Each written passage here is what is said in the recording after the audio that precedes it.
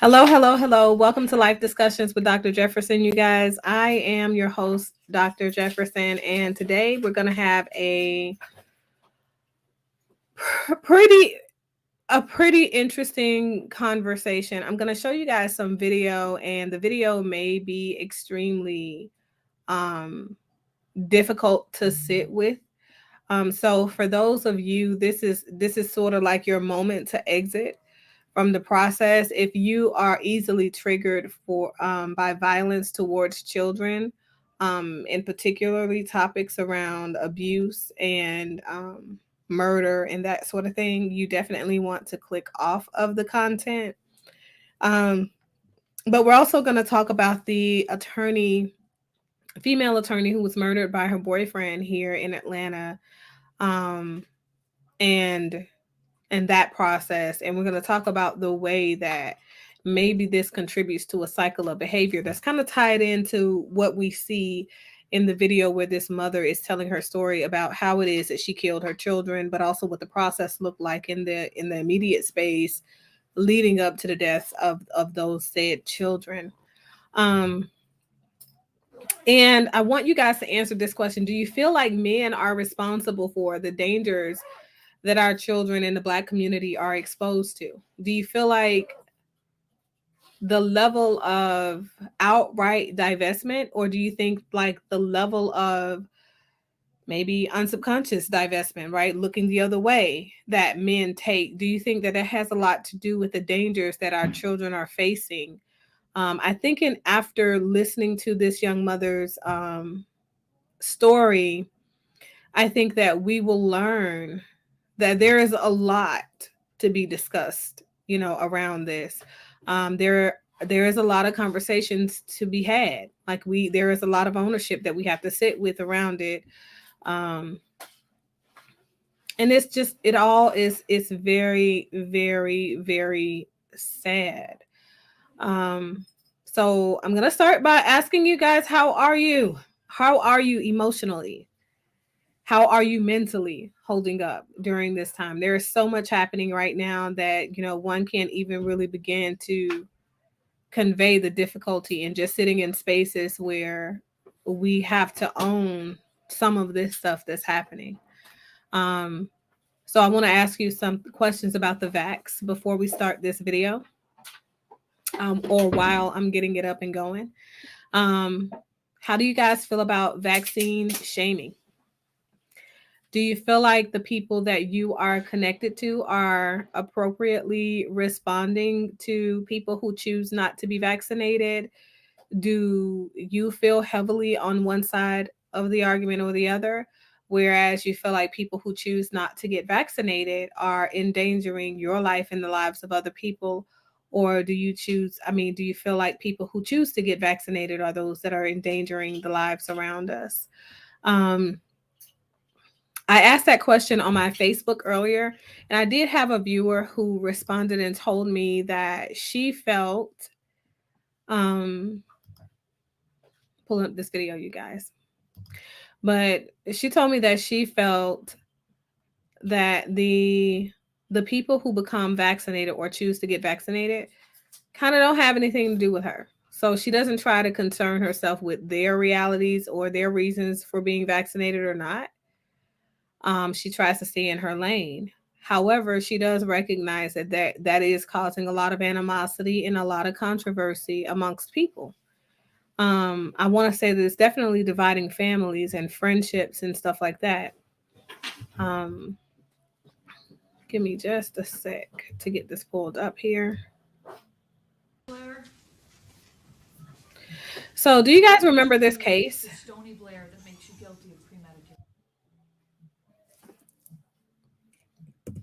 So my question is, do you remember this case? This is the case where the mother, I believe the murder of these children happened in 2015.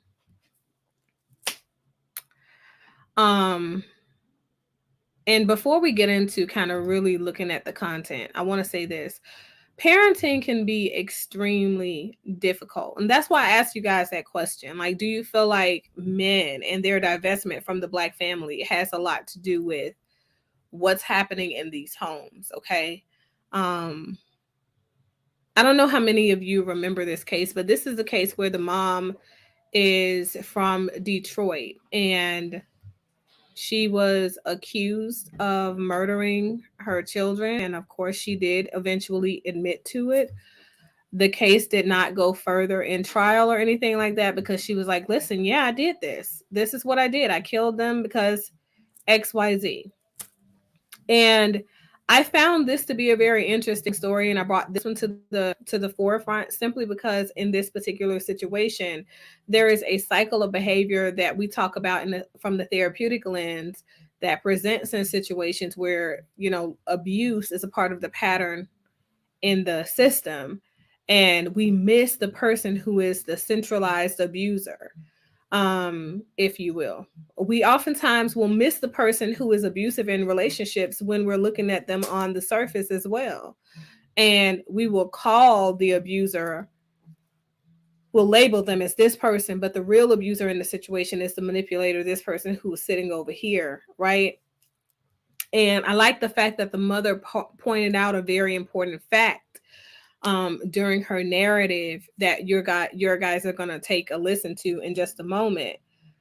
And I'm just going to tell you the reality. She did realize that this stuff does happen cyclically, right? And so the thing is, once that cycle begins, what do we do with that? And as you guys are listening to her story, I want you guys to be less judgmental for this reason.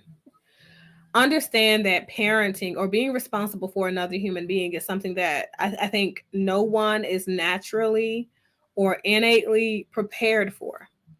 It could put you in very awkward places in your life. You have to make some very difficult decisions from time to time, and you realize at some point that those decisions you make have a tremendous amount of impact, or there is a tremendous amount of fallout as a result of your making those decisions. So please take that into consideration when you're watching this video. I remember that initially when we had this conversation, I think I did it on Facebook Live years ago, but this case is from, I think it's 2015 or 2016.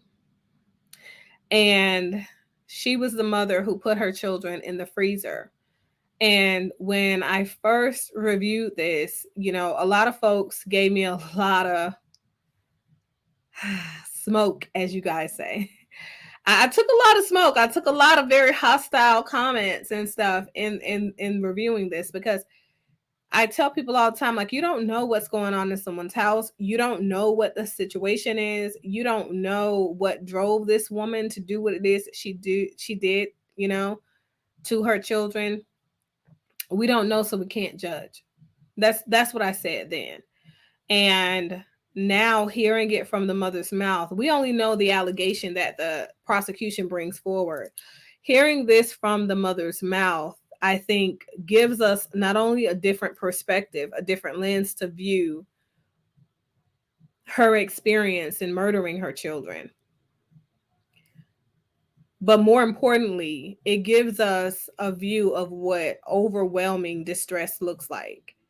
It gives us a perception of what it looks like for us to have had it up to here with trying to protect our children and being forced into spaces where we just have to. We've got to do what we got to do, and we've got to do what's appropriate to protect our children so that they feel that whatever has happened to them is not likely to happen again. Now,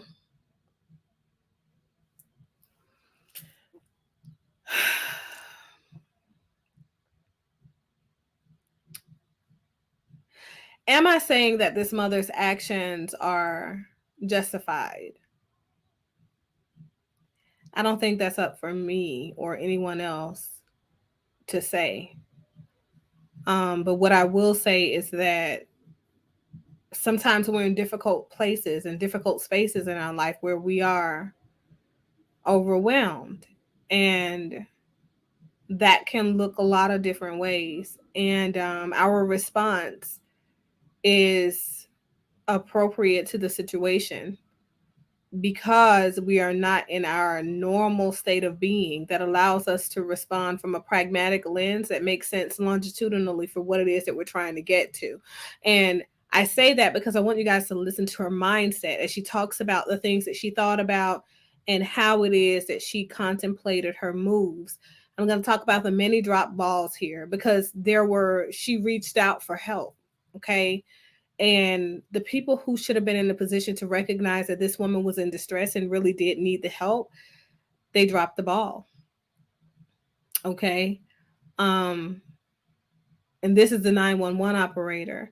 The other piece to this, and I know you guys probably read it in the description, but this is a Black mother. And oftentimes you guys hear me speak a narrative that says that the system is not built against Black people. It's our perceptions that get in the way of the system being able to render the type of justice that we're looking for. And in this particular situation, we're going to talk about where that presents and we're going to talk about what that actually looks like. Because I feel like being more descriptive and having that actual example in front of you, being able to see it for yourself and discuss it in the aftermath allows us to have a different type of conversation. There are just so many levels though to this, and I don't have a lot of words to really express to convey what it is that I'm feeling. I know that as a result of all of this, those several families are hurting and still hurting in the aftermath of this. But more importantly, there is a very, very innocent young child who is now being raised in the aftermath of this chaos that happened in his life. And I believe that child is now 12 years old, and I have a 12-year-old. Do you understand what I'm saying? So for me, there are just there are no words. Okay, so I'm gonna shut up and I'm gonna play the video and let you guys make up your own conclusions, draw your own conclusions, if you will, as to where you sit on this. Feel free to, while the video is airing, share your commentary, how you're feeling, where you're sitting on, what it is you hear the mother conveying in her narrative. And I dare not ask anybody, what would you do if you were in her shoes? Because I feel like I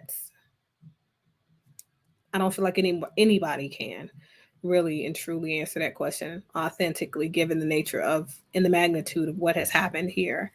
So we're going to get right into this, okay?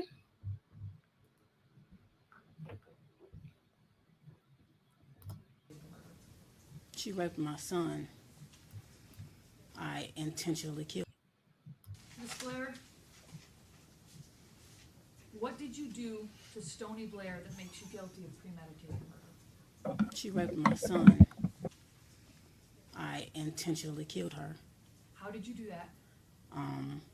Starting from the beginning, when I found out about what Stony was doing, it was 9 months later after finding out about Stephen.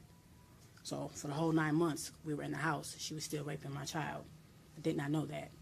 When I first found out, after told me,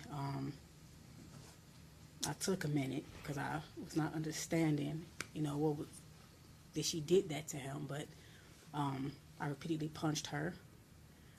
On many occasions, my son, I told him to tell me every single thing she did to him. So as he was telling me more and more things that she did. I assaulted her every time he told me what she did to him. By assault, I mean I punched her. I have put a bag over her head till she lost consciousness.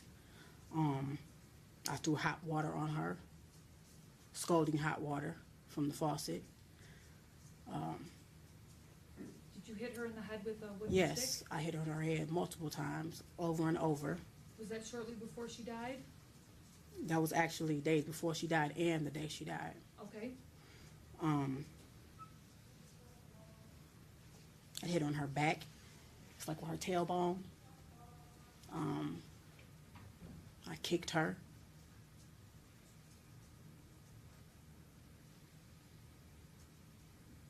Okay, I just want to clarify a few things. And perhaps you don't know, but did this happen on or about May 25th, 2014? To the best May of your May recollection? 25th is actually the day she died. Well, the day I killed her. And you said you killed her by putting a grocery bag over her head? Yes, that day would tell me different things because she was doing this to him for years, and I did not know that. You get what I'm saying? And I didn't find out till 9 months later. She had started with Steven. She ruined my son, okay? She started with Steven before he even started. So, yes, I put a bag over her head, but it got worse that day. Yes, I did. It got worse that day because she would tell me how she would take her pad, her menstrual pad, and squeeze her blood out in his mouth, okay? And it was over with after that. It was over with. You meant to kill her? I definitely meant to kill her. Okay. It wasn't an accident? No, not at all.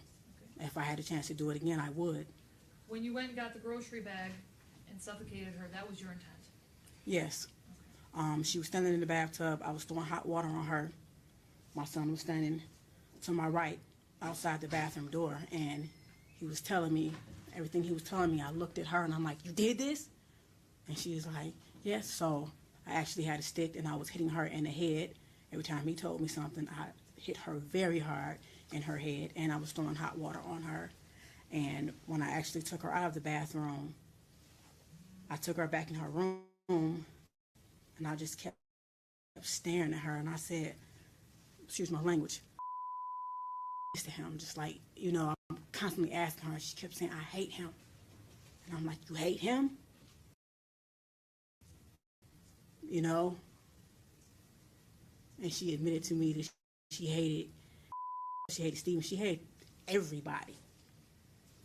And I'm asking her why. She says, "Everybody always think so cute." And I'm like, "So you brother," because you get what I'm saying. So I meant to. I definitely meant to. And I do not feel any remorse for what I did to Stoney, because she had no remorse for what she did to my son. And it's not only raped him, she gang raped him with Steven. We're all sitting on the floor, and he was telling me, this is how I found out about both of them doing it together. But it was too late. Steven was gone. But told me that Stoney would actually make him sit there while, in his words, her and Stoney did the nasty stuff, and then they did it to him. And so this was your way of inflicting punishment? Definitely. Okay. Okay.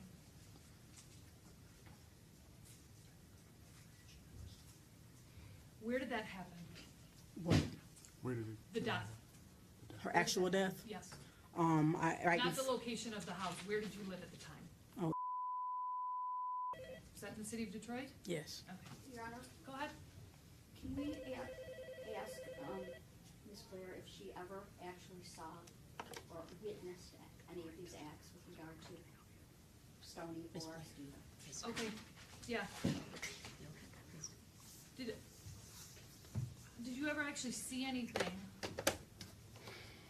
of any sexual abuse of any kind between either Steven and Stoney?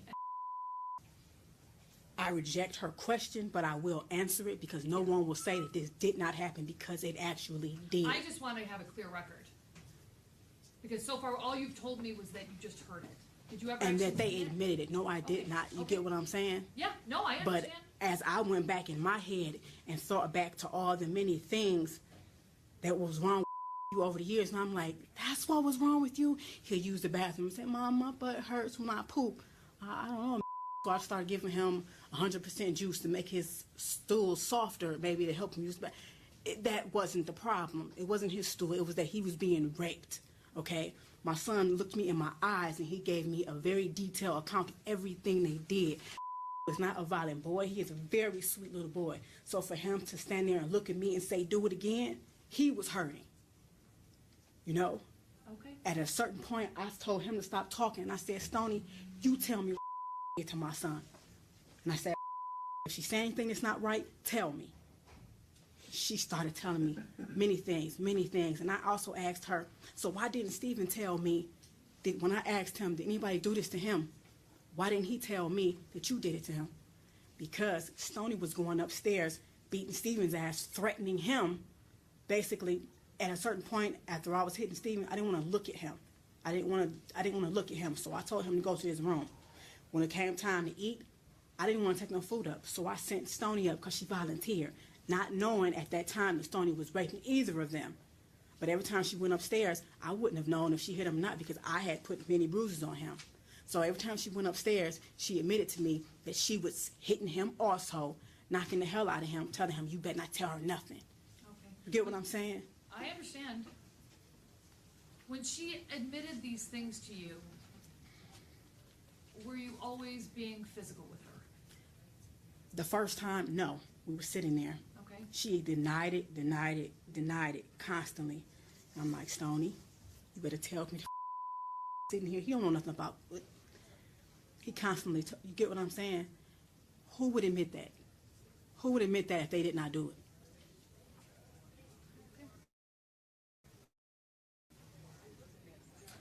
All right, tell me what happened with Stephen. Basically the same thing. Can I ask you a question first? The people standing behind me, this woman who just asked the question, is she trying to make it seem like this did not happen? No. We just have to have a clear record. Okay. This is your time to talk. Go ahead. A moment. All we're trying to do is just make sure that the record is clear. Okay. And so, don't worry about me behind you. Just deal with the situation where she is.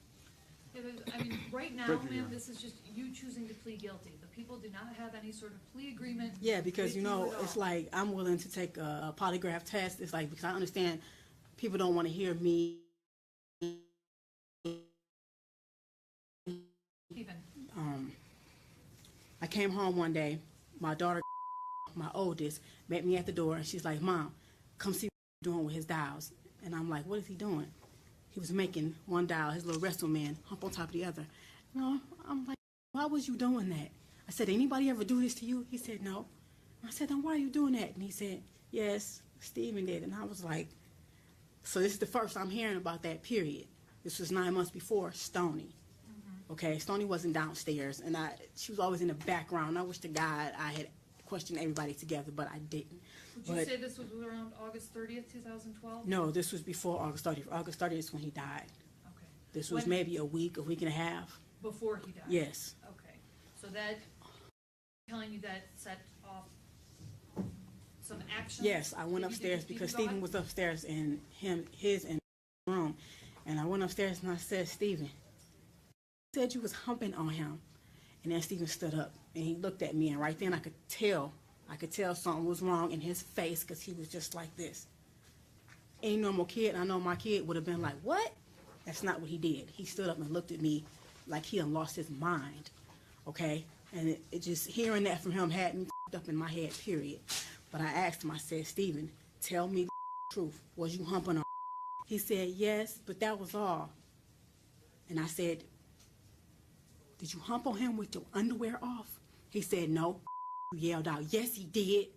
And I just remember going in the hallway, walking back and forth, like, and I walked back up and I was like, you your brother? You get what you your brother. So I'm looking at them too. I'm looking at them like, what? I can't understand. So I start punching Stephen. You know, I'm like, what the is you doing to him? I just start asking him questions. At this point, it's just spilling out. He's just spilling out. And Mom, and he's doing like this, and he do this thing almost every night. He tell me how he was, the reason I put bags over Stephen's head is because I thought he in the bed. My son was never a bedwetter. Didn't know it was Stephen waking up every morning, pissing on like he was a damn piece of okay? They had bunk beds. Stephen would get out the bed in the middle of the night. You would rape him in his own bed. You would pee on him instead of going to the bathroom. I'm waking up every morning thinking he was a bedwetter. So we just wash him up and go, you a bedwetter. Let's talk about what you did to Stephen. The reason I put bags over Stephen's head is because my son told me that the plastic on his bed, because I thought he was a bedwetter, he said, sometimes, Mom, I couldn't breathe. Stephen was laying on me, and he had my face down in the plastic on the bed. I couldn't breathe, and he was humping on my butt like a basketball. That's when I got a garbage bag and started putting it over Stephen's head. And I started asking him, bitch, You know what I'm saying? You see what this feel like? You can't breathe. You stop at that's my son. You could not breathe on top of getting raped. He was 6 years old at the time. You get what I'm saying? So I put a bag over his head. He lost consciousness. I did that a couple times. He told me that would be face down. He had stuff around his neck. So I grabbed Steven, I grabbed a belt, and I put a belt around his neck, and I lifted him up like, do you like how this feels, being choked with a belt? So I dropped him. I held him up until he lost consciousness as well. You were intending to... No, I did not intend to kill Steven. No, I'm not... Listen to my question. You were intending to inflict serious physical harm, but not kill him. Definitely. Okay. Did you also punch him? Yes, I did. Multiple also kick times. him? Yes, I did. You talked about choking him. Did you also burn him? Yes, I did. Okay, how did you do that? Hot water, scalding hot water. In our bathroom, the hot water gets extremely hot. So, his private area, I stood him in the bathtub naked. You my son with your, you know? So yes, I threw hot water in his genital area multiple times. Multiple times. Every time Steven peed in my son's eyes. He put his in his ears, his nose. He peed. Even told me one time, Mom, and in my eyes it was gooey, but it wasn't pee. And then right then it was like I didn't even know a 9-year-old could ejaculate. You get what I'm saying? So not only did you do that, you did it in my son's eyes. So my son had to go through all of this shit. So yes, I threw hot water on him repeatedly. Did that make him burn? Yes, it did. His skin came off. Did you His also skin make came him off. drink Windex? Yes, I did, because told me in the middle of the night he had took him in the basement and he made him drink the blue stuff from under the sink. And I'm like, what blue stuff? So I walked downstairs. He showed me what I said. You made drink Windex. And then I went back to like years before, and I'm like, is this what was wrong with him? I thought he had the stomach flu, where you vomit and have diarrhea. You get what? At the same time, at that time, this is what was going around. A lot of people had it, so this is what I thought had. He didn't. Steven made him drink Windex. So yes, I made that boy drink Windex. Okay, I'm just trying to clarify the record. Okay, again, you knew you were seriously harming him, but you didn't intend to murder him. No. Okay. But your actions ultimately caused his death. Yes, they did. Okay. Were you Steven's mother? Yes. Okay. He was in your custody? I don't claim him as my son now, and I do not claim Stoney as my daughter. I have 2 children. That's it. Steven and time he Stoney died? are demons. Period. Listen to my question. At the time he died, he was in your custody or care? Yes. Okay. How old was he? Steven was 9. And again, did this happen at your house in the city of Detroit? Yes. What you did to Steven was punishment for what you did to is that right? For what he did to Sorry, Yes. for what Steven did to that was punishment. All And right. if I had killed Steven intentionally, I definitely would be proud to say I did. But I didn't. But I know all the things that I did to him, how I hurt him, I know it did cause his death. You know what I'm saying? It was like that day, the day that he died, I went in his room, it was throw up in front of him on the bed. I got him up. He said he had to go to the bathroom, but he couldn't use the bathroom. By the time we came out the bathroom, his breathing was crazy. Steven usually has a strong heartbeat, but it was really faint, really, really faint. And then all of a sudden, he just started going like this, and I was holding him. We were both sitting on the floor, and I'm actually holding him up. He couldn't even hold himself. I'm like Steven, doing like this, because the day before that, I actually said I'm going to stop, because I looked in the room and like, he is toe up, you know. Were you starving him at this time as well? No, I was not. I never starved him, and that's another thing that they're not understanding. He may have lost weight, but because they had their hands and they controlled him in every type of way, down to food. They would take his meat, basically. We didn't always eat together. I thought him and Steven was very close, so Steven would manipulate me. Mom, can we eat up in our room? I'm like, yeah, go ahead. I'm thinking that's his best friend, that's his brother. That's how he made it seem, but that's a lie. He kept up under his wing on purpose. Man, I never wanted to be around Steven, and I don't know how I didn't see that. So they would take his food. It would actually only let him eat his vegetables. So yes, when I fed Steven, he only got vegetables and like healthy things, and it was minimal, like oatmeal and things like that. He did not get meat. You stole from my son, and actually when I tried to feed him, my son said, "Mom, that's bold. They used to take my food all the time. That's bold." You get what I'm saying? So yes. Now Stony, I did starve her. I did. 9 more months you going in your big ass. She was 13. My son told me how she used to sit on his face, and he said, "Mom, it stinks real bad." And she was, you know what I'm saying? Yes, I did. And then oatmeal is all that girl got. And she's lucky she got that once a day. Stoney only got oatmeal? Is that what you're saying? Oatmeal once a day. She's very lucky she got that.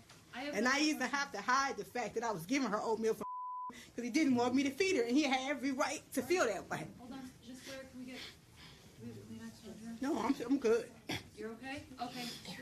I just have a few more questions.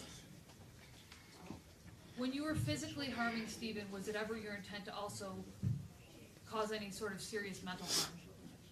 She said, "Well, I don't understand what you mean." When you were hurting him physically, was it also your intent to cause any sort of serious mental harm? What do you mean, mentally damage him? Yes. Like beating him in the head? No? Like making it so that his thoughts aren't right. No, Does that never. make sense? Okay. Physical punishment on what you did to my child, because I had always told my kids the worst thing you can ever do to somebody is rape them. I always told my son that, and I always told the girls the worst thing you could do is cry rape on somebody if they didn't rape you. They fully knew what they were doing. So you were only intending physical punishment? Yes. All right, now, just so that I'm clear, you weren't allowing them to treat your other children like this, were you? What do you mean? You weren't allowing them to sexually assault. I wasn't allowing Right, that. I never knew. That's exactly, You get what I'm saying? That's exactly what I wanted to know. You didn't know until afterwards. It's like, Am I right? yes. Okay. It's this one instance, I was asleep. Why you didn't tell me? He said, "Mom, I even ran in the hallway and I had your hand." I was asleep. My son ran out and grabbed my hand. He was 6 and he was doing like this, trying to wake me up. Stephen was grabbing him back by the back of his shirt, pulling me, and I said, "Why didn't you just scream out?" He said, "I don't know." You get what I'm saying? He even had my hand pulling on me, trying to wake me up. And since I'm a hard sleeper, I didn't wake up. So to hear my son say that to me is real up that should happen right up under my nose. So, man, I don't regret none of this. I don't regret any of it. It's my son. That's my baby. There's no way that his brother and sister should know what he feels like inside. There's no way. Understood? I don't feel no remorse for the death of them demons. Okay. All right. I'm going to accept the plea unless either counsel's dissatisfied. Oh, medical examiner's report. Go ahead. Your Honor, the medical examiner report for Stephen Gage Berry is Joint People and Defense Exhibit number 1. It's dated March 27, 2015. The medical examiner's report for Stoney and Blair is Joint People and Defendant Exhibit number 2, all dated March 27, 2015. Okay. They're accepted and they're admitted. Your Go ahead. Honor, I'm wondering if Ms. Blair ever called the police to report this. Can you answer that question? Why is she asking? We're just trying to make a clear record. You mean to report what they had done? No. What they had done to No. But after I found out about Stephen, even before I started hitting him, I did actually call the police on advice, and I told them like a hypothetical situation, like if, because I was scared, like, you get what I'm saying, what's going to happen with my other two. I definitely didn't want to lose. And I definitely did. I was definitely about to leave after that just happened, but I called the police and I'm asking them in a case where it's one brother that's been raping the other, what can be done? Will they take both kids out of the home? And he said, well, actually, yes, they would take both kids out of the home, but this is a case for CPS. And they said, did that happen to you? And I said, no, it's actually a friend. He said, the best thing I can do is tell you to call CPS and they can guide you further on what to do. And they said, but basically it has to be an investigation, so both will be taken out of the home. You get what I'm saying? I understand. And how they manipulate, I was their mother. I was their mother. So if they can manipulate me, no. Okay. No. And I was not letting Stoney go anywhere. I'm glad I actually was gonna turn myself in right after Stephen died, and I told my son that I gotta go, and I gotta go turn myself into the police. I gotta go turn myself in, and he said, "Turn yourself into what?" And I said, "Turn myself into the police. That means I gotta go because I killed somebody." And then he said, "I don't want you to go." When he said that, that was it. So I put Stephen in the freezer, and I said, "I'm gonna stay with my kids as long as possible." And I'm glad I did, because if I had not have done that, I would not have found out about Stony. You see what I'm saying? So everything happened how it was meant to happen. Okay. She could have been right with him, fooling everybody. And my son end would have been totally ruined. Your Honor, I have in my hand the postmortem report for Stoney Ann Blair and for Stephen Gage Berry, and the prosecutor and I are using this as both joint exhibits of Exhibit 1 and Exhibit 2, and we tender them to the court Okay. I'll accept them. to help you make a determination on a factual basis.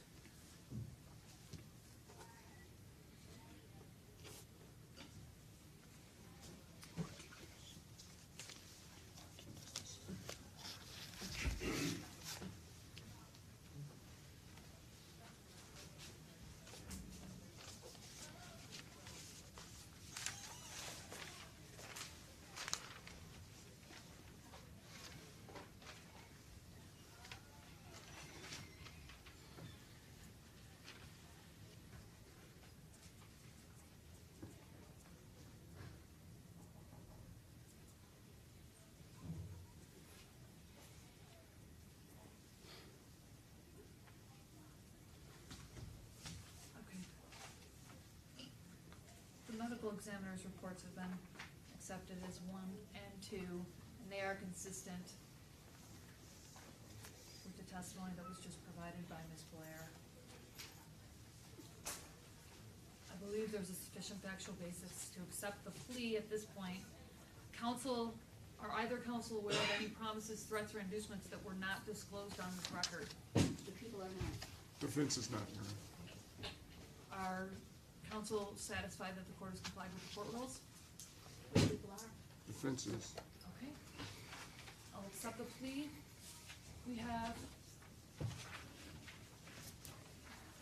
I'll accept the plea as knowing, accurate, and voluntary. And we have a sentencing date. In this case, it would be 2 weeks from today, which takes us to July 13th. Is that good for you, Mr. Harris? I have a question about that. I'm still in the middle of a family trial, and I go tomorrow. It's supposed to be for closing, and the 27th for best interest. So will that interfere with that? Nope, this is separate proceeding. 13th is fine, Your Honor. Go ahead. It's not gonna work for us. Is it possible to do it I'm here every on a day. Friday, the 17th, possibly? Is that good for you, Mr. That would be Harris? fine, Your Honor. Okay. Friday, July 17th. You can step back, Ms. Blair. Coming back.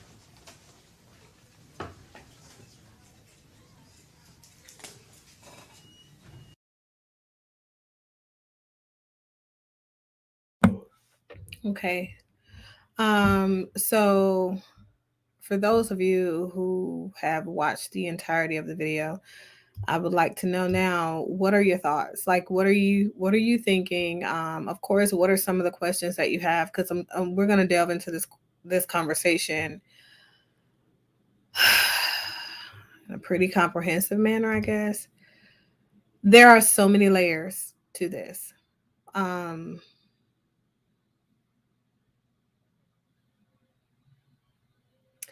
And I posed quite a few questions over the course of reviewing the content.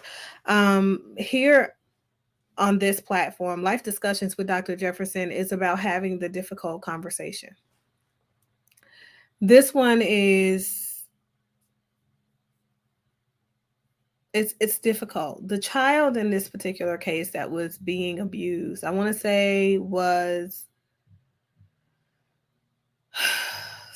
he was 6 years old, I think 5 years old at the beginning of the abuse cycle, and for him, should I say, a beginning of the abuse cycle for him. The child that was abused, the other son, was 9 years old at his time of death. He was 8 years old. He had a birthday in the process of this, um, of the discipline, and he died at 9. But he was abusing the younger brother, and at no point did mom think to herself, like, okay, well, this is happening, right? This is a thing. Let me get some help for my children, or let's see what's really going on here, right? And we heard her say that there were several things that she thought about and was concerned about, and she had reached out for help from the police, even. And I feel like that is the first sign of failure of this system. The second component I see is that the school system, you understand, like there are so many levels of wrong to this, at the point where the school system is a part of these children's lives on a consistent basis in Detroit. There should have been someone to notice something that wasn't quite right with at least one of these kids, because kids definitely act out the symptoms of the system. This particular system wasn't necessarily the parents inflicting violence towards them as far as the mom, but I'm curious about the father. Curious about the fathers in the situation. I'm curious about why mom felt like her only options were for her to show a sign of strength and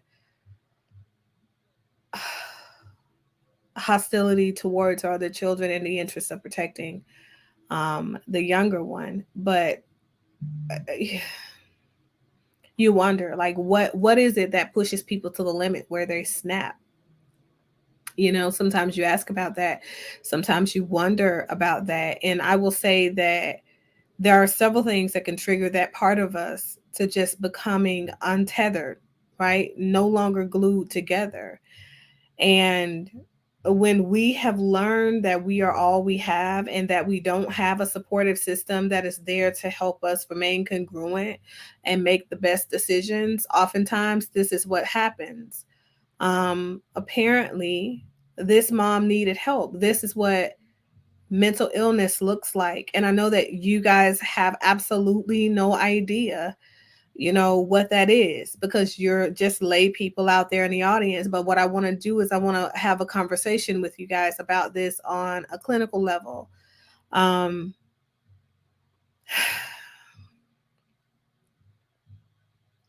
in the very beginning of this, the part that was not recorded, during this time, I remember watching it and I remember thinking to myself, like, you know, what was the process? Who are the psychologists who has, you know, concluded that this woman was capable of standing trial, right? Criminally competent and mentally competent. These are the two things that are required for her to even be in this position um to plead whatever way. So when we talk about criminally competent people or criminally responsible people, they really have to understand not only the magnitude of the crime, but how that affects them systematically. In the very beginning, the judge was asking her, is she aware of her rights as it applies to the charges that she wanted to plead guilty to? And then asked her if she was aware that those particular charges, if she were to plead guilty, hold a maximum sentencing of a lifetime in prison without parole, and that she talked about the fact that Detroit doesn't have the death penalty, all of these sorts of things. Personally, her attorney in this situation, what color was he? Black people have a tendency of saying that the white man is against me. It took an outside entity, the criminal prosecutor in this case, it took the prosecutor to mention the 911 call. All factors that need to contribute to this woman's narrative, as the judge is now taking into consideration the facts surrounding the case as she is giving her narrative, right? All of those factors that are really important that should be taken into consideration by the judge when it comes to sentencing should be entered on record by her attorney, who is a black man. Make it make sense to me. He saw that this is a woman who was in a desperate cry to protect her baby. That can send anybody overboard. Okay. You find out that somebody has been having sex with, not fondling, but having full on sex inside of the anus of your 5-year-old child, your 5-year-old son.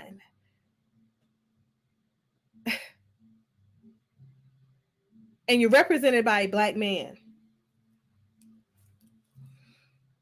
You're represented by a black man. This black male not only misrepresents you in court, and essentially, even if he's paid by the courts, the system, even if he is a, how do they say, court-appointed attorney due to the fact that you don't have the means, public defender, right? Even if he is a public defender, he still has a legal obligation to accurately represent you in court. Your case, as explained to you by this judge, will not be up for appeal immediately after the findings, right? Accepting this plea, as in the cases with situations where you go to trial. The judge explains this to this young lady. At no point do you see her public defender step in and say, hey, this is what this means. And just so you guys know, she still got life in prison. She got 2 lifetime sentences without the possibility of parole, by the way.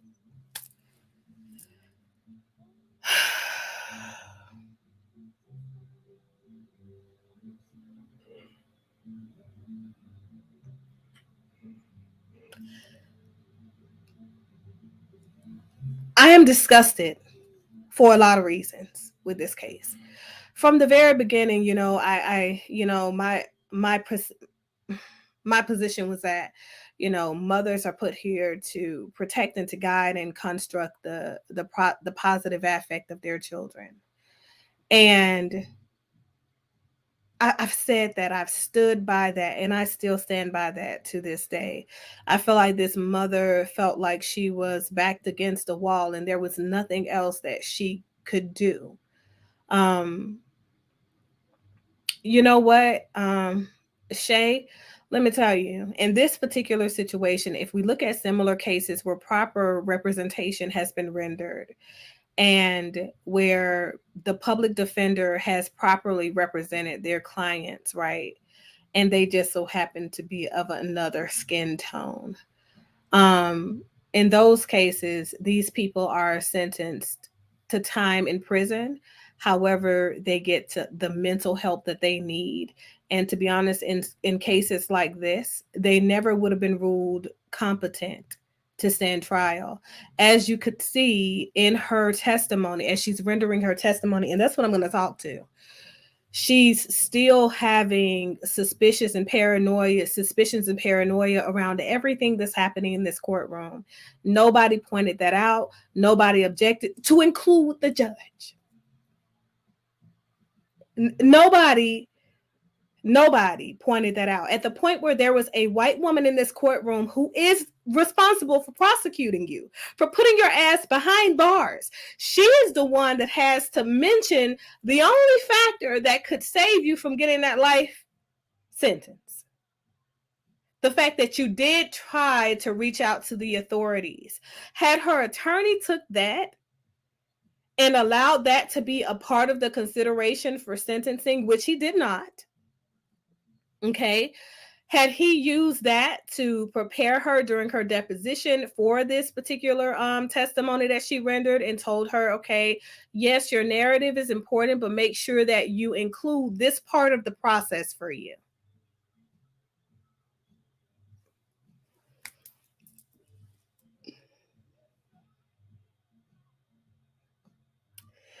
I asked the question, do you think that Black men are responsible for the dangers that are happening in the homes of Black children? And I don't mean directly. I mean passively when I ask that question. I did several shows, and I recently did a show where I talked about Black men being the answer to the many atrocities that young Black children face. The system failed these children. The legal system failed these children and this mother. There was a point where all of this could have been prevented, several points, and they weren't. Because we live in a system where there are an additional suspicions around someone making a hypothetical 911 call if they are Black and brown people in a Black and brown neighborhood where Black and brown people happen to have a culture where it's appropriated and excused that these atrocities happen in our systems. This woman said that she intentionally took the life of her daughter, who was 13 at the time. She intentionally took the daughter of her daughter, Stoney, who was 13 at the time, and responsible for the sexual molestation and abuse of her younger brothers. Stoney was at that time molesting her 5-year-old to 8-year-old brother, and then moved and started molesting her 5-year-old brother after he turned 5. During the process, and Stephen was her first molestee.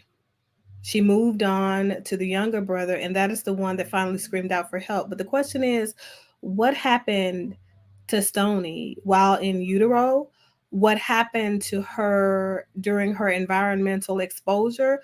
What happened to her during her extra exposure to outside family members, people who are outside of the nuclear family? What happened to this young girl where she became such a hurt person, very confused young lady, where she decided to victimize her younger brothers, and she had so much hatred for her younger brothers? Nobody asked that question. When her mother talks about her response when she asked her about her having sex with her brothers, when her mom talks about her response when she says, "Why did you do this to them?" What I hear in that rhetoric is that I hate them. I hate people always talking about how cute he is. Why is it that this young girl is saying these things? These are the reasons that she's done this. What that says is that this young girl, her perception of males in her family is one where they're not cute. They are victimizers. They're people who are predators. That's what they are, regardless of the age of them. So why not start looking into the system to find out which cousin, which external family member has touched this young girl in a way that made her feel less than adequate and out of control, and feeling like she could get back at that family's line by hurting these young babies. So why not go through the process of navigating what it looks like to get some help appropriately for these children? The fact that this woman was sentenced to 2 life sentences in prison and not given access to the mental ward of the prison, right? For the duration of her prison sentence, when you can see the clear trauma of this entire event, you can acute psychosis does not have to appear with the remnants of those particular events blocked out from our consciousness. It doesn't. But it's clear that that's what this woman went through.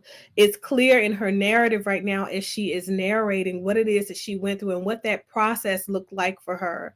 It's clear that she was so distraught and felt like she had a need to protect this baby from further abuse. And as a result, She moved into a position to where that she could now vie for the safety of this child, whether she was in the position of power or not in the system, right? And you can still see her trying to advocate for this child's safety, because what does she ask? She's not worried about the fact that she's going to go to jail for 2 life sentences. As she's moving into what it looks like putting the scheduling of her sentencing hearing on the schedule on the books, this woman said, is that going to interfere with my family case that I have? Her family case, people, is her trying to make sure she chooses a proper family member to care for these children that she still has left. These 2 children, these 2 babies that she still is responsible for providing a home for. So she's not worried about herself. Self-preservation doesn't come up. The preservation of these young babies that have been traumatized by their experience under her guidance, under her supervision. That's what's her interest. That tells you that her mindset, even when she killed these other 2 kids, was not one of a mother who is just an aggressor. It's one who was traumatized. For you to negate to get this woman the proper help that she needs, apparently, and you to just lock her up, you not only fail to provide the securities and the proper outcomes for this woman, but also you're putting other people's family members in harm's way. Okay? Because what happens is she's going into general population with other folks. Okay? That are locked up. They can't contract for their physical safety because they're also locked up with her, but then maybe they did something different other than murder somebody. Okay? And then furthermore, you're putting her in lockup, in lockdown, where she has to be supervised by correction officers. Hello? Those correction officers go home every single day to their families. Or not. Because what happens when she flies off the handle, and let me go ahead and give you guys some realities. She had to go back to court a couple of years later after assaulting 2 separate correction officers. Almost killed one. Whose fault is that? What happens when we negate to get the help that we need is that we go on a spiral, a downward spiral. That's what happens. So placing her in jail is not enough. That doesn't address the overarching issue. This family needed help, coming from the children that were assaulted, coming from the mother who ended up killing her children, feeling like she had no other options. They needed help. This woman should have got the help that she needed. She should have been put on a mental ward so that she could have been properly supervised. How do you think the families of those 2 correction officers that she injured, how do you think that they feel? How do you think their families feel, knowing that when she went back to court on charges of assault for almost killing these 2 correction officers, how do you think that their family members feel about a system that not only, the thing is, systems are systematic. So when we fail one person, when we fail one nation, when we fail one element, we fail the entire system. This is a world where we are all interdependent on one another. It's easy to sit back there behind your computer screens and your phone screens and your tablets to type comments like, oh, she got what she wants, lock her up. Who in the hell do you think is working at these prisons? The people working at the prisons, do you think that they're prisoners too? Do you think they get paid enough? Because I know a lot of people say they get paid to do their job, right? Do you think they get paid enough to fucking die as a result of a system that refused to properly and adequately sentence a woman that killed her own children? When you hear this woman say from her mouth, I had to take their lives because they were my own children. So if they could fool me, If that wasn't enough for you to think in your mind, even as a person that is not a mental health professional, right? If that wasn't enough for you to sit with the fact that maybe if I lock this woman up in gen population, right? Maybe she'll be a threat to someone else, right? She literally was biting the head off of the prosecutor when the prosecutor was trying to help her. And she was basically trying to get the facts of the case understood in this woman's favor. If we don't feel like rehabilitating the people that enter into the prison system is the purpose of them entering into the prison system, why do we have a prison system? Why is there funding going to these places, right?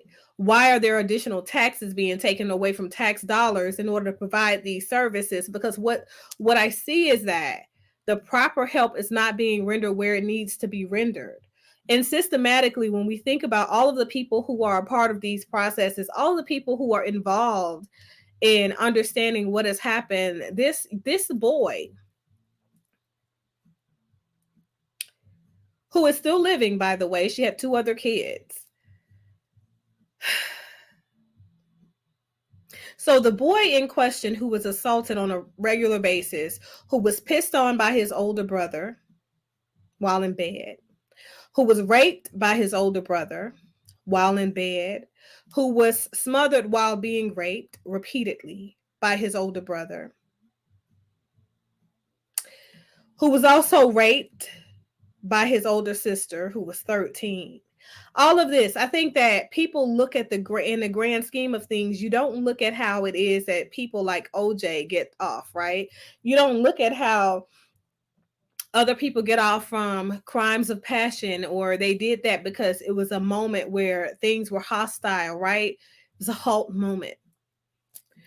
And we say that a mother who contracted for the physical safety and well-being and emotional safety and well-being of her young child who was being not only molested, because this goes beyond molestation, who was being constantly and repetitively assaulted by people in her household. That woman needs to be locked up, throw away the key, don't rehabilitate her, don't give this child what they need, because they are still suffering from attachment traumas by having mom removed from the home. Maybe you guys were sleeping on the fact that this mom mentioned that when she called the police, when she told this child that she would have to go and turn herself in, prior to learning that her oldest daughter was the one really responsible for the cycle of behavior, of abuse, right? Yeah. Maybe you missed that part where her son said that he didn't want mommy to leave, because that's what happens, because he saw mom as his only steady protector. Not dad, but mom. What are men responsible for again?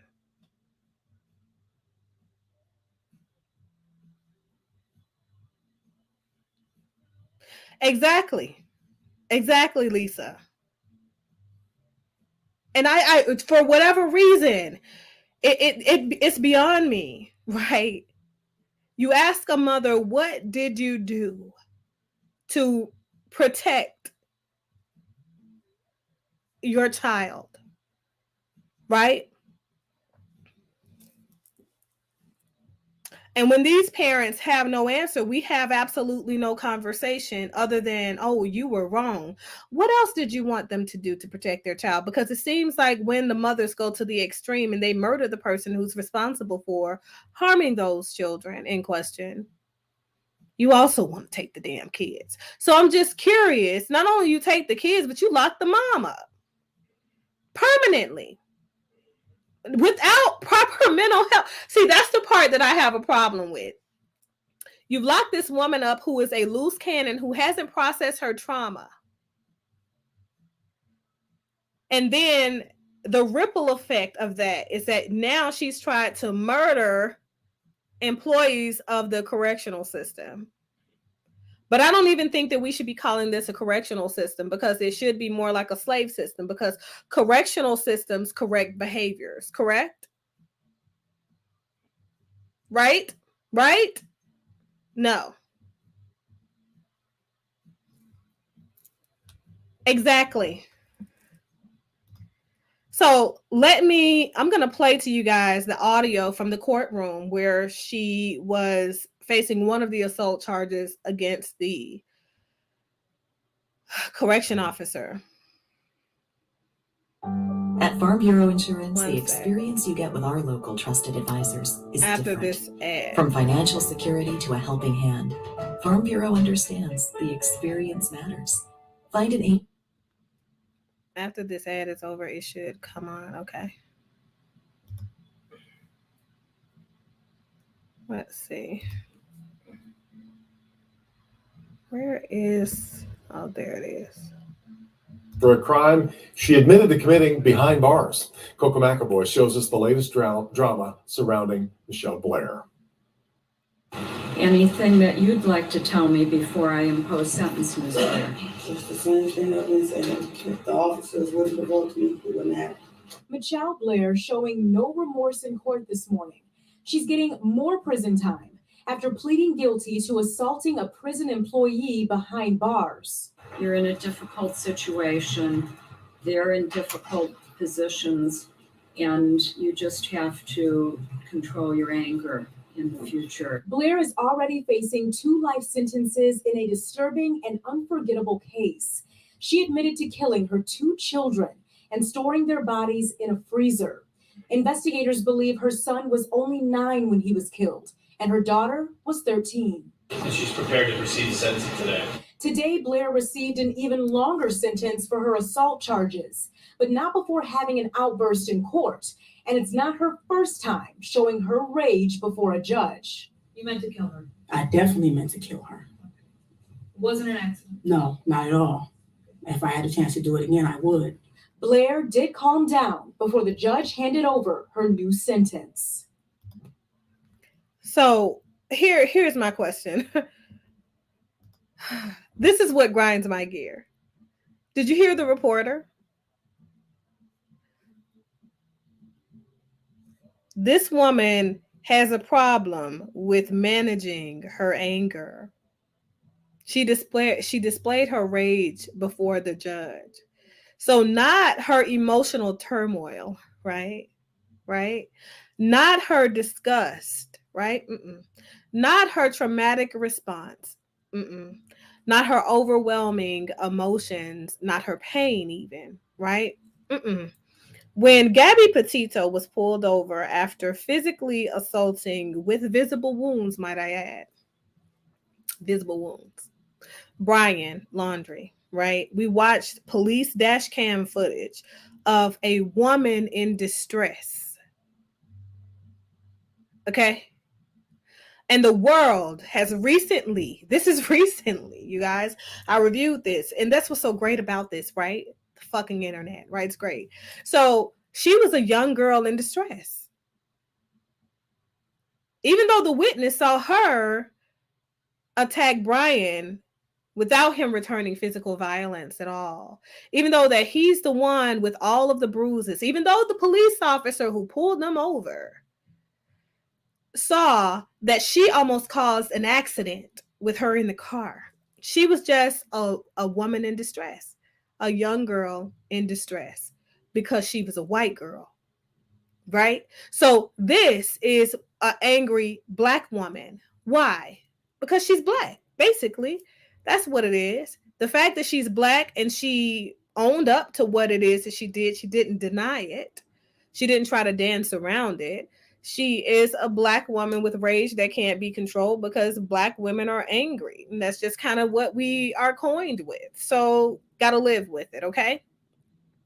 I find it really interesting in this particular case that this young woman, Michelle Blair,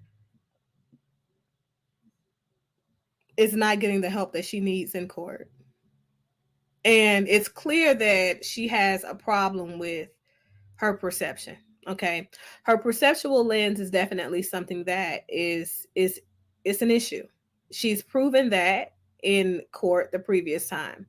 So it is possible that she thought that these officers were provoking her when they really were not, right? That's very much possible. But here's the thing. For the judge in this particular case, tell her you're in a difficult situation. different judge, by the way. You just gotta manage your anger. Not, we've recognized that we have made a mistake and we need to make sure that the proper resources are rendered to you while you're in lockup. Okay.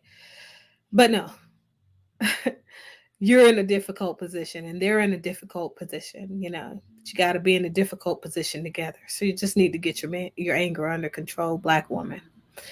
So it's interesting to me how they talk about she didn't show any remorse and all of that stuff. This woman was very mild mannered when she appeared before the court this second time in this situation. And she just stated the facts like she stated the facts before. She felt like she was being pushed to the limit by these officers and she responded. Okay. There is no way that she can get more time because she's serving 2 consecutive life sentences without the possibility of parole. Okay. So yeah, you can go ahead and give her a mark, right? A tick or whatever. And she can, they can consider that when they're considering her before a parole board if she decides to apply to one, which I highly doubt. But I'm pretty sure the only thing that still matters to this woman, as it mattered to her on that date, was the actual safety of her children and the emotional safety of those children that she sought to protect the day that she murdered those other 2 kids. And it's sad that all of this happened. Like all of it is really, really sad. Southern Breeze says all Black women are stereotyped as angry. Exactly. We don't have spaces where it's okay for us to be distraught. We don't have spaces where it's okay for us to be upset.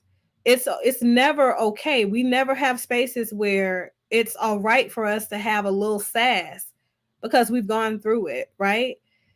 There is no space for a Black woman to rest in her femininity, and yet Black men expect us to be silent, subservient, submissive.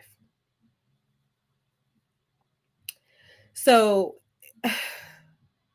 my question to you guys is exactly what is it that you expect when a system has negated to do what it is that they should have done to protect not only this woman, but also to protect those people that have to work with her, that have to manage and supervise her while she's behind bars in this correction facility. So the reality is when we see failures like this is what happened. It affects the entire system. I think that the school system failed these children in a large way. I think that the family system failed these children because I know that in order for this young lady to have abused her younger brothers in the way that she did, there had to be something else going on where someone has inappropriately introduced her to sexual activity.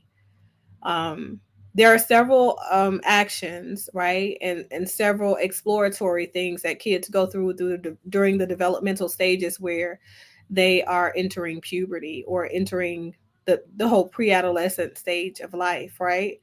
Psychosexual assessments need to be done to make sure that children are congruent, in my opinion, by the time they enter the last couple of years of elementary school and make sure nothing has happened. But these are things that are not put into place. These are things that we don't talk about. And in the Black community, we act as if these things are not really understood. So you said mental health should be available as a part of a reparations package free. I think so, but I think that also we have to reconstruct the way that we look at the possibility of reparations, and also we need to re-examine the way that we look at the outcomes of being exposed to what I call vicarious traumas of our ancestors and the way that we view them. Because just like this young lady thought that this white woman was against her in this courtroom, where she had this Black male court appointed attorney representing her who was not working in her interest, this white woman was working in her interest. So I think that there are some things that we do as Black people. There are some spaces where we fail to give the acknowledgments appropriately to those systems and those people in our systems that are actually supportive of us because we've been conditioned to think that because of the color of their skin, they have to be against us. And that's a racist ideation in and of itself. And we have to own that. We have to understand that some people will be for us and some people will not be for us. The reality is, more often than not, we have these discussions around whether or not Black men and Black women will ever come together and invest in one another in a way that is beneficial to the outcome of our race of people. And I'm always hopeful. But the reality is, the level of trauma that is afflicted upon our society, our culture, our people, is inflicted by us. We are our worst enemy right now. It's 100% us. I think that we have to ask ourselves, are the men responsible for the danger that our children are exposed to? The threats, you know? Say, well, that one woman is reflected in several women.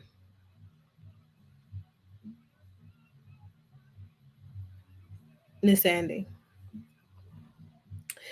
So when we move on and we see the continuum of this type of exposure, right, it leads to, when the children do come up in systems like this one, where there is a tremendous amount of abuse, where there is attachment trauma, where there is sexual trauma and inadequate healthy relationship exposure for these children, for these young people, what we see is the outcome of this situation.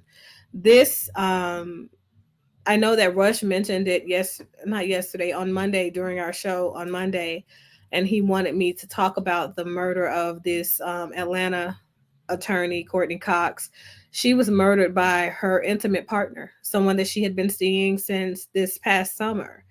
And it's not clear yet if he killed himself or if the police actually took his life in the exchange of gunfire from the balcony of her high-rise apartment. But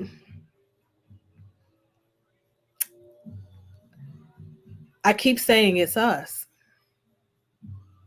She was found deceased inside of the apartment, and he was killed in the aftermath during the exchange of gunfire. So is it possible that women feel like they're having to choose these men who are dangers for their health, right? They have to choose these men who are not capable of managing adequately their levels of distress in order for them to vie for their physical safety, right? Because we don't know what it looks like for a man to be healthily masculine.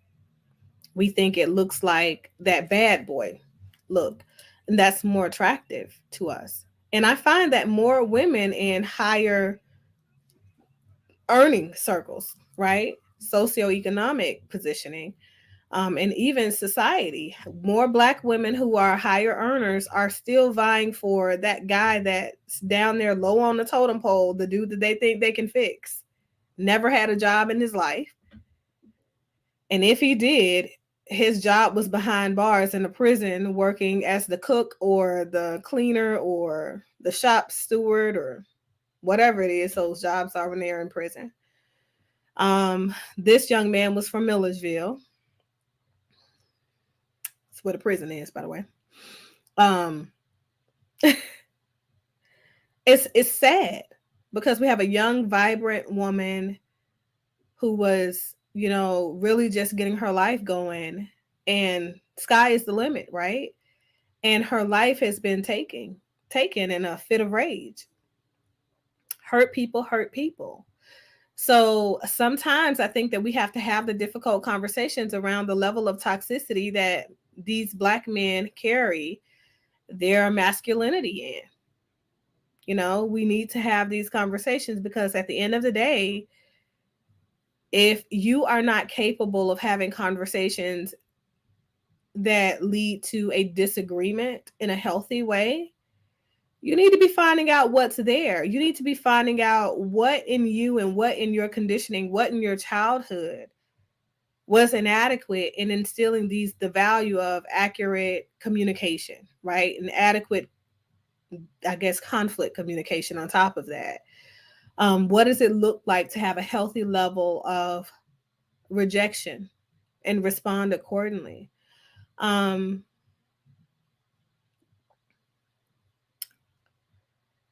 I feel like oftentimes we negate these greater responsibilities.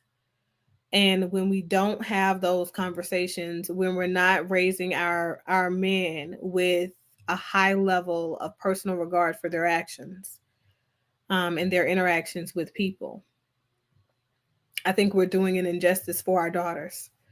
When we are not raising our daughters with a high regard for of respect, and regard for healthy conversations, healthy relationships, and we're not teaching our daughters what it looks like to be in a healthy relationships because we're not modeling that said behavior either in the system directly or promoting it intersystemically when we're seeing healthy people in external relationships outside of the nuclear family that we can promote and say, hey, I definitely want to see you married one day, right? I want to see you have children one day. I want to see you go to college. And I feel like that's one that we push, especially on our Black girls. I feel like so many Black women go to college, right? And they get a degree, but they don't come out with an education. And I'm just going to call a thing. They can't tell you anything about their program. They can't tell you anything about the various modules in their program. They can't tell you anything that they actually learned that stuck with them. They think that they're supposed to gain the vast majority of knowledge from the actual job exposure. If that was the case, then a college education wouldn't have been required. It would have been on the job training. Right. I agree. But what I'll say is this: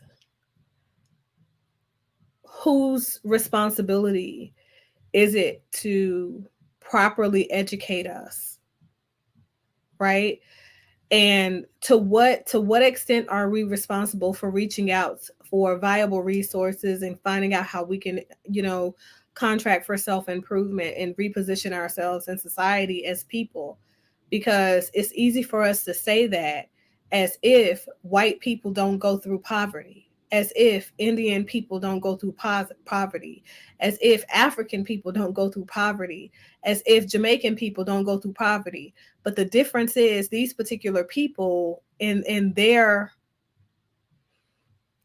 interest to elevate themselves in American culture and to gain financially and socially from being exposed to the education system, being exposed to the resources in America, these people elevate. They may come in at the bottom of the totem pole, but they find a way to make themselves relevant in the highest peaks of society by not only working hard, but also finding viable resources outside of their family of origin, even if their family of origin is pretty toxic.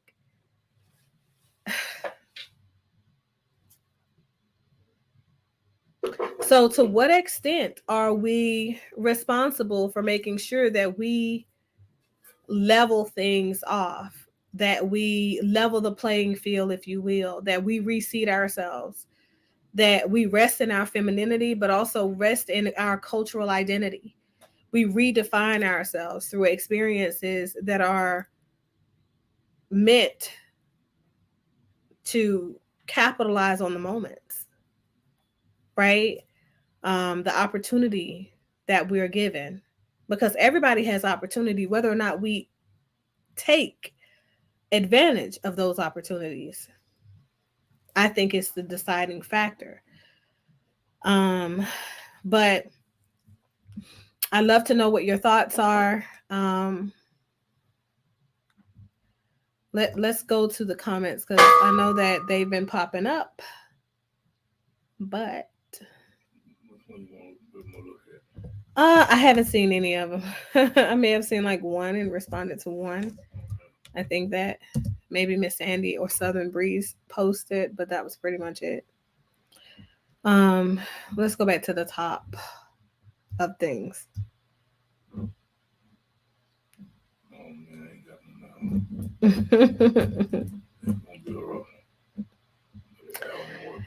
Okay, so Miss Sandy said that she could barely hear. And also shout out to the chat. You guys are having a pretty interesting conversation around here. I do see some new names. So if you guys are not already subscribed to the YouTube channel on that side of things, go ahead and hit that subscribe button, hit the like, thumbs up on this video so that we can gain more ground and more exposure around this particular topic, because I do think that this is definitely a difficult topic that we should be engaging in, by the way. Miss Sandy says women don't have to choose anyone. Women need to pick better. Okay.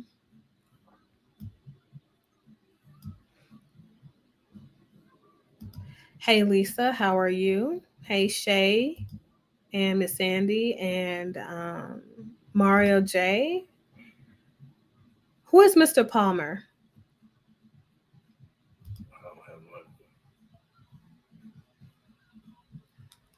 Right. Exactly, Shay. But I feel like there are a lot of prison systems. Here's the thing, you guys, and I'm just going to be very honest about this. Prison systems are awarded funds consistently for mental health programs. What I think is going on is the misappropriation of funding.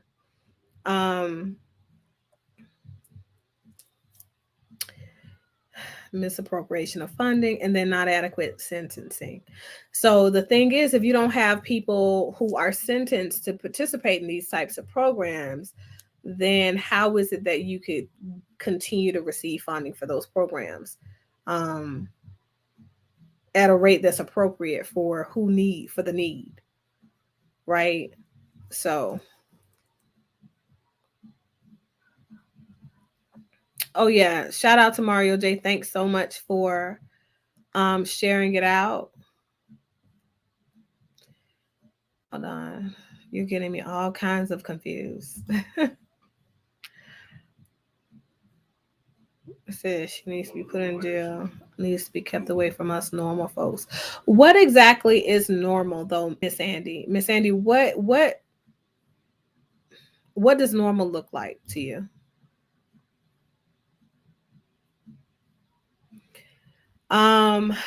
So Shay, as a mental health professional, what I'll say is this. Oftentimes, well, the first thing is we've gotten away from mental institutions, except private pay. And private pay scenarios, which is that should tell you enough right there. It's really all about the money at that point. So we have partial hospitalization programs that are pretty helpful, but we also have intensive outpatient that is not necessarily partial hospitalization, and that's where people can go and they can stay for lengths of time, almost like group home. And receive the care they need. And sometimes they go back to these facilities every day, right? But medication can sometimes, even though medication, what happens to the brain, and if we look at all of the substance and the toxicity in the environment and the way it affects your brain, then you guys could understand the behaviors of people on a larger level, larger scale. And I've talked about that actually on a previous show, probably like a couple of months ago. Yeah, maybe like 2 months ago. We've talked about the damages that different elements of toxicity in the environment in general do to your brain, but also things that you take by mouth daily that may be affecting the way that you receive the world around you, appropriately or inappropriately, but I am a strong advocate for Ayurvedic options, or herbaceuticals. These are things that can definitely help stabilize the adequate flow of oxygen throughout the brain and improve behaviors and cognitive reception or resonance and things like that. So there is a lot. Yeah. And I would say therapy, not counseling. Counseling is more surface level. okay, for the most part, she definitely needs some in-depth therapy. She needs, because this is a lot of trauma packed on top of trauma that probably was already there. And I do have a pretty healthy inclination that it triggered her exposure to a previous situation in her life where she was either a bystander and felt helpless in the situation and couldn't help that person appropriately because she was just a child, or it happened directly to her.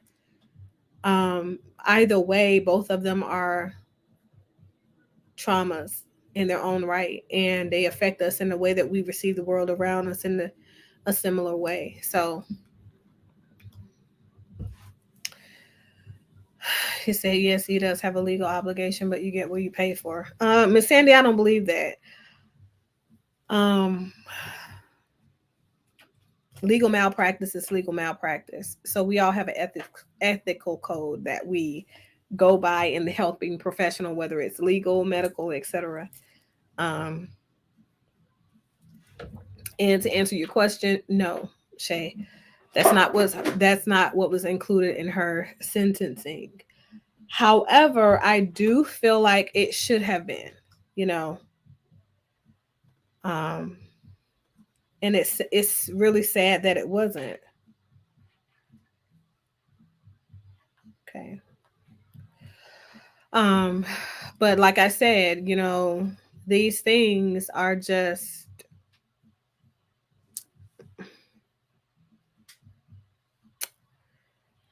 you know, some of the stuff you just can't make up, but it goes to show you how much inadequacy is in our system.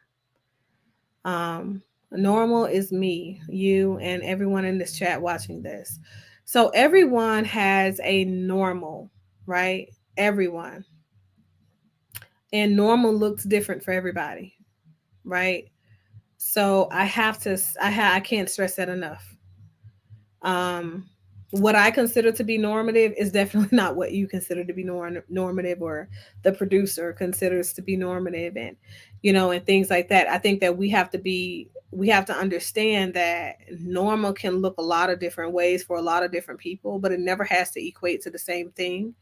We just have to be able to resonate with the thing in such a way that it doesn't infringe on the rights of other people.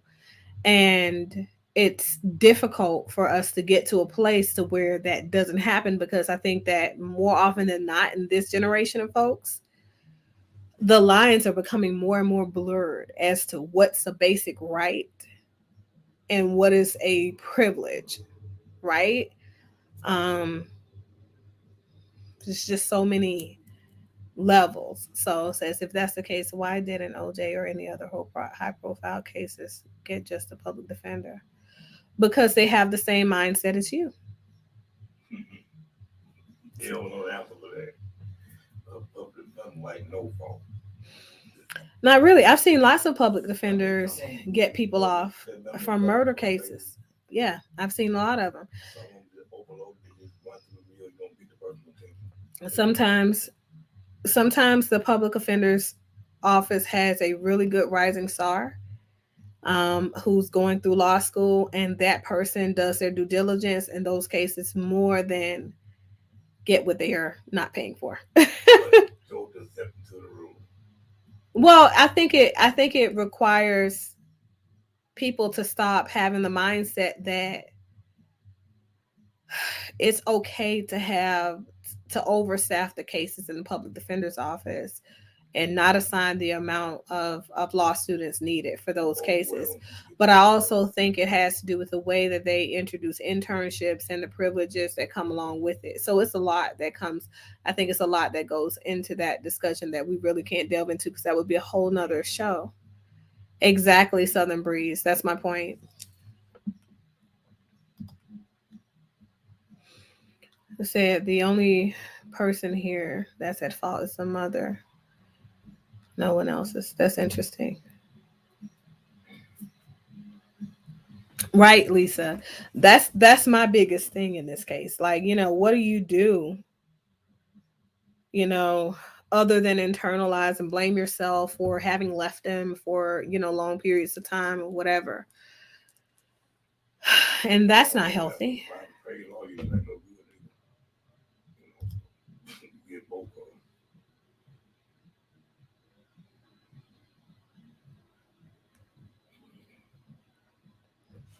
So parenting, here's what I'll say to this, Lisa and Miss Andy. If you are, just because you're the only parent in a home, it doesn't mean that you're the only parent, period. Should I say parent caregiver? Parenting is a job that takes so many people to effectively do. Parent caregivers include teachers, principals, social workers, counselors, mothers, fathers, grandparents, aunts, uncles, cousins, friends, all of those people that are a part of your network. And even though we don't want to call it a village nowadays, because we want to think that we live in a system that is very narcissistic in the way of thought. And the system is, I can do all things by myself. I don't need anybody. I'm independent, Yeah. I'm not interdependent. The system don't do nothing for me, right? I'm a strong, independent Black mother.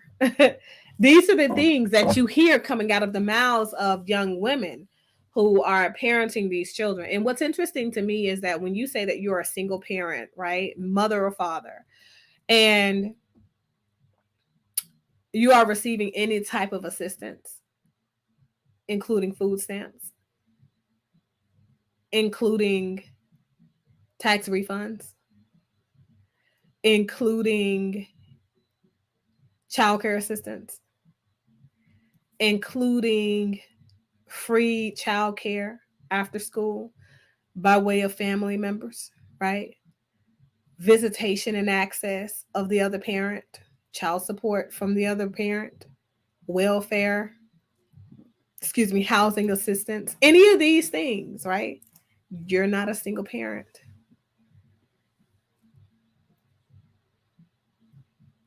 You're not. Since by that logic, we are all responsible for each other's child. If that's the case, shouldn't we all go to jail for what that woman did? I do agree that the first part of your understanding is definitely true. We are all responsible for that woman's child in some way, believe it or not. Even though you don't think that you're systemically connected, at some point, some child walking by you in a gas station, walking by you in the grocery store, walking by you in the mall is exposed to your behaviors. And they look at your behaviors either as goals or something not to do. And what happens is that one instant shapes that child's understanding of whatever that thing you were doing was. For example, and when you look at the impact, it's easier for you guys to understand celebrities because celebrities you hold to a higher bar than yourself, not realizing that you are also the same as a celebrity in children's lives. And so you see celebrities on the movie screen or on the radio singing about, what was the most controversial thing? Beyonce singing about giving oral sex and swallowing the cum of her husband. Anybody remember that? Watermelon. Yeah. So her having that conversation and little children are singing that same song, right? And they don't know what it is that they're saying. Absolutely no idea what they're saying. Those children exposed to that one song now think that that's okay. When they get older, they even appropriate the behavior because now we live in a culture that okays the culture of this music. Right? The same thing when it happens to WAP, Cardi B, little children singing that song. Yeah. And it's okay because it's just lyrics. It's just remembering the lyrics, right? All of that stuff. And we're appropriating them listening to this music because the music's being played on the radio, right?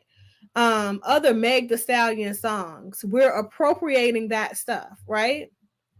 So in some way, someone is going to be exposed to a child at some point over the course of that child's lifespan, and they're going to imprint that child in a certain way. Now, does that make them responsible for the behaviors of the mother in this case? Does that make them responsible for the outcomes of that child?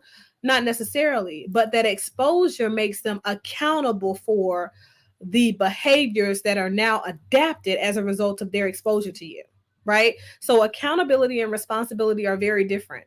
Two very different things. Accountability is just us admitting that, yeah, we were there on that day, had this impact. according to that person. But it doesn't make us responsible for the actions that happen. Oh, goodness.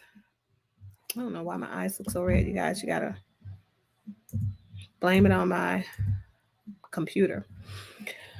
But so I'm gonna turn this light off.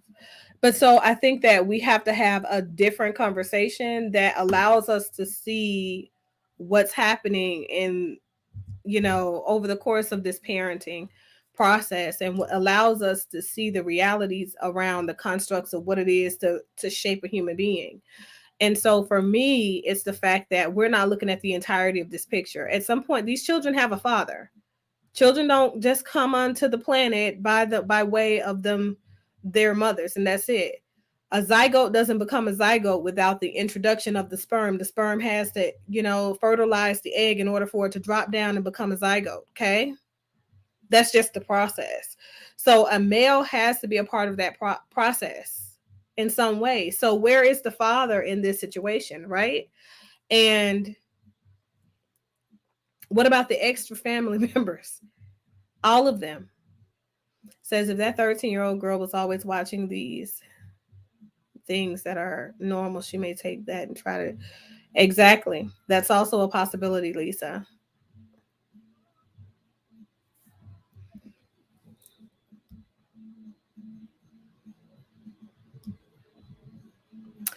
Says I can't imagine being in a situation those kids behave that way for a reason.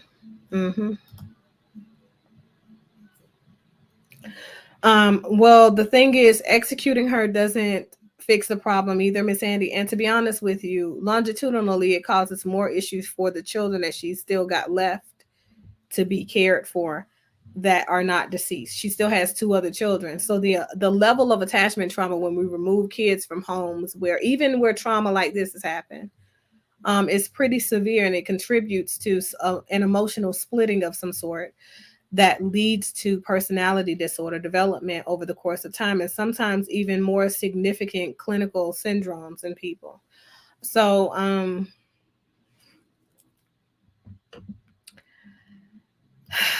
it's a lot. Exactly. Oh my God, that part, right? There you go. So now Shay is understanding the systemic component, how we're all still very much interconnected, right? And there is some mother out there who looked at this picture, who looked at this story, who looked at the footage, who looked at the media coverage of this particular case, and she said, you know what? This is the answer. There is some woman out there who's been sexually assaulted at some point in her childhood who looked at this and figured, okay, you know what? This is goals. I feel like this is empowerment, right? And that has since empowered that person to go and do these things. Similarly, maybe remove her sex offender from the face of this earth. So you don't think so, Lisa?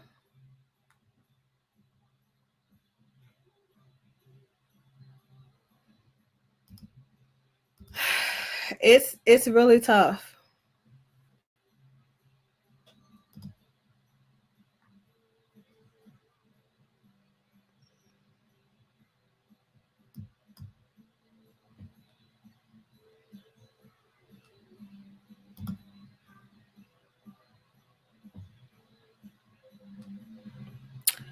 God, you guys got a lot of comments.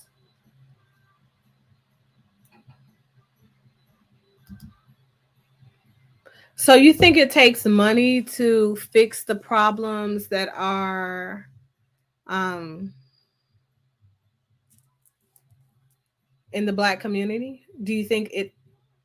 Because I want you to really think about that, Southern Breeze. I want you to think about the population of people where we see the most violence happening in the Black community. Okay, so you say absolutely. Exactly. It takes a mindset shift. So in the populations where we see the vast majority of craziness going on in our community, in the Black community, Money is definitely not their issue. What keeps them in the hood is the fact that the money is so fast. It comes and it goes, but it's fast money. So that's drug culture. That's drug culture. That is sex, selling sex. These are the things that they're into, the fast money. Fast money. And I work with that population of people. It takes a mindset shift. They've got the money. That's not the problem. That's where you see the vast majority of crimes happening. That's where you see the shootings happening. That's where you see people, locked up for, or being locked up after they've killed and murdered a whole family, a couple of families actually. Drug related crimes and stuff like that. Do you know how many? Have you ever looked at the DEA seizure report in your area? Ask yourself about, after going and exploring that, come back to the table and let's have a conversation, because it's not about money. Black people have never had a problem with getting money, maybe the legal way. Exactly. The thing is, they get the money, they spend the money, and they cycle the same behaviors that led them to not having any money in the beginning, because they don't really value it. And I think that, yeah. But the behaviors that are a part of our culture, the things that we okay, are more so of the problem, you know?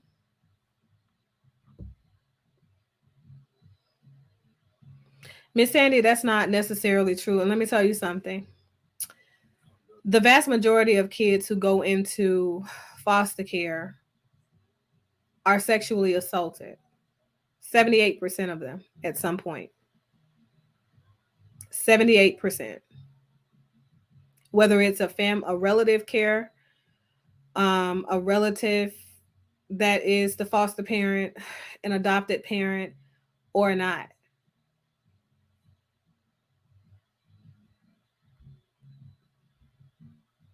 And Southern Breeze, it would be great if that were true. I would wish. And we can only hope, right, for that. But,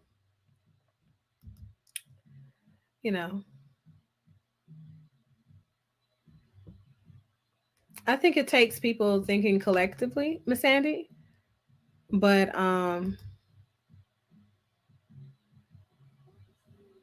money and resources. So let's talk about that briefly, because we do have to wrap up this show. We're coming to a close. But Nipsey Hussle. How many of you remember when Nipsey Hussle was murdered? He put money and resources in his community because he thought that that was the answer as well. An abundance of it, actually. Both. The mindsets of those young people led to him losing his life. Not only Nipsey Hussle, but there are a ton of other folks. Exactly. So we have to change the way that we see the world around us, and more importantly, we have to change the way that we see ourselves. Once we start valuing ourselves at a higher capacity, we embody the level of insight and the level of education and the level of intelligence truly to elevate ourselves to a completely different state of being in a different position in life in general. Many of these people, okay, that we see in Congress, that we see in other holding seats in the Senate and Representative, but also holding mayoral seats and things like that, governor seats and stuff. These folks came from very difficult beginnings. They straggled and struggled in these streets, but they came out of that mindset, and it didn't have to be their outcome. While on the other hand, some people, you can take the person out of the hood, but you can't take the hood out of the person, and they still embody the hood in everything that they do, and also who they allow to be in their immediate circle. Like the young lady we talked about who lost her life to the guy that she met over the summer. So I think that we have to think about all of these things if we are to reposition ourselves and place ourselves into into spaces where we can actually truly thrive. Education and opportunity takes money. I don't agree. Absolutely not. Opportunity sometimes takes no money. It takes potential. Opportunities are rendered to people every single day. We have educational scholarships. We have art scholarships and other talented scholarships rendered to young people every single day. And the reality is, some people take advantage of those opportunities and some don't. Some people can create opportunities because they see education as a way out, and some people cannot because they have not been conditioned by family of origin to think that there is something greater, and it's okay to think big. It's okay to think outside of your situation because you are not your situation. It takes us realizing and waking up that we are not our situation, that we are not our ancestors. We're in a totally different segment of the world right now. And if anything else besides science and technology and Google has taught us that we're getting the money, we're just splurging it and we're not making it work for us. You said, I think it's not money, it's education and opportunity. We need more free tech schools so kids graduate ready to earn, to do better legally. So what about those kids who say, that's not what they want for their lives?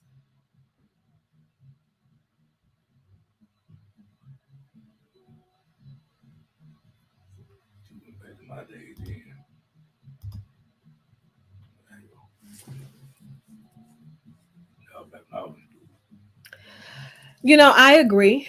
I agree with that. But you know who complained at the school boards about these programs? Black people. It was us that removed them from the schools. Unfortunately. Sad but true. So, like I said, it's a mindset shift. We say that all white people are against us, and we can see very clearly that she had a black man standing behind us when he didn't give her the right directionality in order for her to plea out.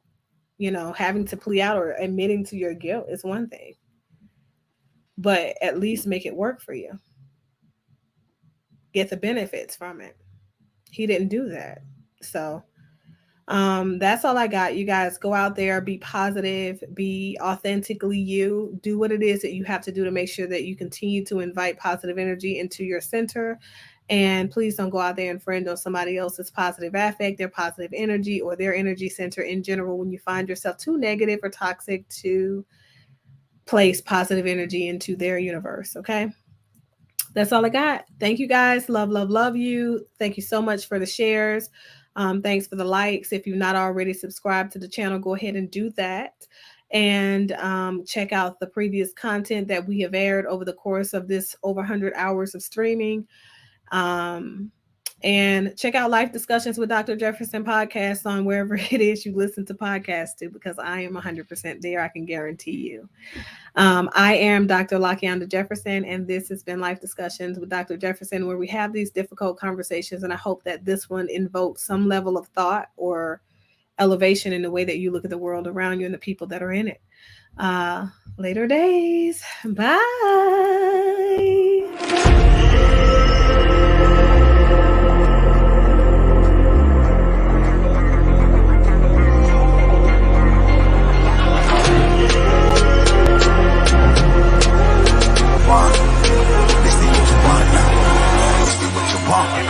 Who alive can't put me in a box. I redefine any definition you got. I am the tiger, I'm making steps to the top. The flames, I'll rip it up, you just gotta hand me the rock. Take a seat, you cannot stand it. All I know, the flow harder than a Scotch bunny. Don't try studying me, you cannot manage. This ain't what you want, bitch, I'm a fucking phenomenon.